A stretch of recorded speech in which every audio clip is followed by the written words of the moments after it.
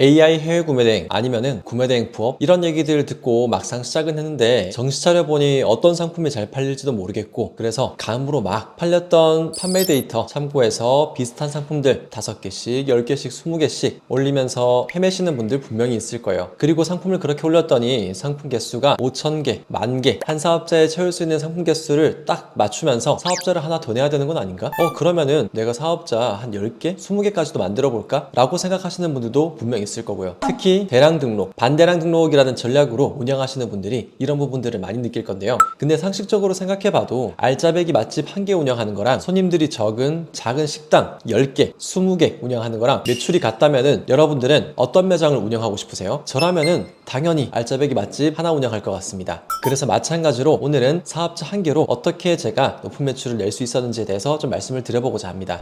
안녕하세요. 자본주의 시대에서 온라인 사업으로 살아남기를 찍고 있는 김투봇입니다. 저는 사업자 1개로 매출 5천만 원을 만들어 본 경험이 있고, 그리고 지금까지 만 2년 동안 월천셀러를 63명 이상 만들 정도로 정말 수많은 고성과자의 부업셀러들을 많이 양성했는데요. 오늘은 적은 사업자 개수로 어떻게 하면 많은 매출을 낼 수 있는지 그 방법에 대해서 말씀을 드려보고자 합니다. 특히 하루에 상품 개수를 100개씩 혹은 300개, 500개씩 등록하고 있는 반대량 등록, 그리고 대량 등록하시는 분들께 도움이 될 영상이라고 생각을 합니다. 바로 본론으로 들어가겠습니다. 일단은 이 얘기를 드리기에 앞서서 반대량 등록과 대량 등록에 대해서 한번 말씀을 드려야 될 것 같아요. 대량 등록과 반대량 등록, 반자동 등록, 그리고 상품 수동 등록, 크게 구매대행 사업에서는 4가지 방식의 상품 등록 방식이 있습니다. 저는 4가지를 모두 다 진행을 해봤는데요. 결과적으로 제가 생각했을 때 지금 앞으로의 추세는 반자동 등록과 수동 등록으로 진행하는 분들이 아마 메인으로 살아남지 않을까라는 생각을 하고 있습니다. 이유는 몇 가지가 있는데요. 첫 번째는 오픈마켓들의 정책입니다. 재작년에만 해도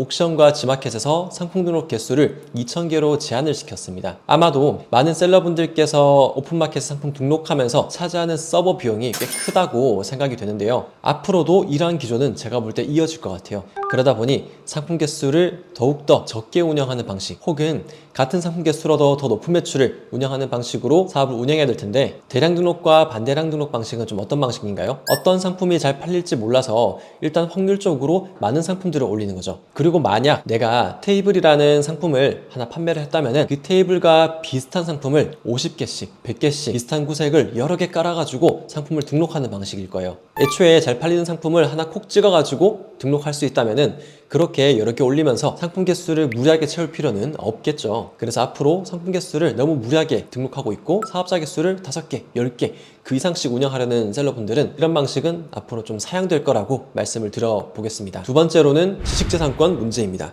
저같이 4년 된 구매대행 셀러, 보통 구매대행에서 한 4년 차면은 고인물이라 부르는 것 같아요. 저 같은 고인물도 1년에 한 번 정도씩은 지식재산권 관련해서 권리를 침해했다, 이런 이메일을 받기도 합니다. 저는 하루에 상품 등록 개수가 50개에서 100개 이 사이를 넘나드는데요. 대량 등록, 반대량 등록 하시는 초보자분들 혹은 중수분들이 하루에 상품 개수를 몇백 개씩 올린다면은 이런 걸 다 하나씩 검수할 수 있을까요? 저 같은 경우도 하나씩 검수하는 편인데 이렇게 실수가 나오곤 합니다. 근데 막상 이런 지재권 연락을 받으면은 가슴이 철렁 떨어질 때가 많아요. 그 이유가 뭐냐? 보통은 합의금을 달라고 요구하기 때문이에요. 저 같은 경우는 어떻게 협조해서 전부 다 합의금을 내지 않고 잘 지나간 케이스들인데, 합의금을 부르는 금액 단위가 보통은 100만 원에서 200만 원 정도가 됩니다. 아니, 내가 월에 1, 200만 원 벌고 싶어가지고 시작했는데 합의금으로 1, 200만 원 내게 된다면은 얼마나 가슴이 아프겠어요. 그래서 상품을 조금씩이라도 더 깊게 검수할 수 있는 반자동 등록 그리고 수동 등록이 지금 또 맞는 기조라고 생각을 하고 있습니다. 세 번째는 끊임없이 쏟아지는 해외 시장의 신상품들 때문이에요. 해외 구매 대행업이 계속해서 성행하고 그리고 발전할 수 있는 이유가 뭘까요?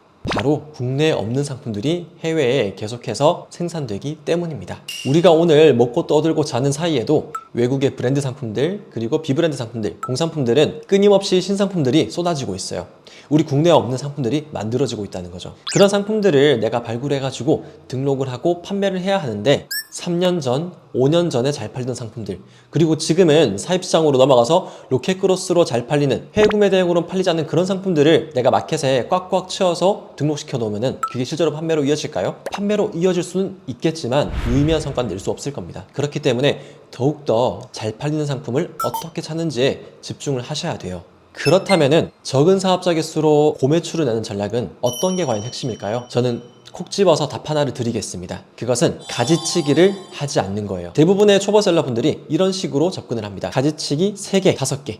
이게 무슨 말이냐면요. 만약 제가 휴대폰 케이스가 잘 팔리는 것 같아요. 그러면은 이 휴대폰 케이스를 가지고 5개씩, 3개씩, 10개씩 아주 조그만 형태가 다른 상품들, 아니면은 같은 상품이지만 상품명을 다르게 해서 3개씩, 5개씩 올리는 거, 이런 걸 가지고 가지치기라고 합니다. 이런 가지치기는 지난 2022년, 23년에 정말 숱하게 많은 테스트를 해봤어요. 상품 개수를 6,000개씩 올리면서 해봤는데 결과적으로 어떻게 됐냐? 그 당시 상품 6,000개 기준 최고 매출은 500만 원대였습니다. 그때 뭐가 문제일까라고 생각을 하면서 상품을 하나하나씩 뜯어보고 돌아봤을 때 그제서야 문제가 보이더라고요. 각 상품군별로 잘 팔릴 상품을 1개씩만 올린다면은 매출이 수없이 뛸 수 있겠구나. 그리고 내가 막상 6,000개를 올렸지만 가지치기를 5개씩 했다면 어때요? 6,000 나누기 5 하면은 1,200입니다. 실제로는 내가 올린 상품 가지수가 카테고리가 1,200개밖에 되지 않는 겁니다. 제가 이거를 깨닫고 상품을 전부 지우고 한 달 동안 다시 등록한 결과 한 달 만에 매출 1,000만 원을 달성할 수가 있었어요. 그래서 혹시 내가 지금 마켓에 비슷한 상품을 너무 많이 올리고 있지 않은지, 아니면은 내가 사업자를 여러 개 운영하고 있는데 여러 사업자에 같은 상품을 올리고 있지는 않은지, 이거를 꼭 점검해 보셨으면 합니다. 두 번째는요, 매일마다 무리해서 상품 개수를 너무 많이 올릴 필요는 없다는 거예요. 보통 구매 대행하는 분들께서 머릿속으로 가지고 있는 관념 하나가 있습니다. 그것은 바로 상품 개수를 많이 올리면은 매출이 많이 오르겠지입니다. 극단적으로 말씀드리면 상품 개수가 늘어날수록 매출이 높아지는 것은 팩트입니다. 하지만 내가 똑같이 상품 등록을 1,000개 했을 때 정말 잘 팔릴 상품 1,000개를 등록하는 것과 지금은 사입시장으로 다 넘어가서 모두 다 로켓크로스, 아니면은 국내 배송으로 주문을 할 때 나 혼자만 해외 직구로 1,000개 등록한 거는 의미가 다르겠죠. 그래서 너무 무리하게 내가 오늘 꼭 숙제처럼 100개 등록하고 자야지, 200개 등록하고 자야지, 이런 생각을 하실 게 아니라 지금 해외 직구로 잘 팔리고 있는 상품인지, 그리고 국내에 경쟁자가 없는지, 사입시장으로 넘어가진 않았는지, 이런 부분만 잘 체크하셔도 내가 상품 등록을 20개, 30개만 해도 남들이 100개씩, 200개씩 혹은 그 이상 등록하는 것과 똑같은 효율을 낼 수 있을 거라고 생각을 합니다. 이 부분은 기회가 되면 제가 나중에 좀 어떻게 이런 부분들을 찾아보는지 한번 영상을 만들어 보도록 할게요.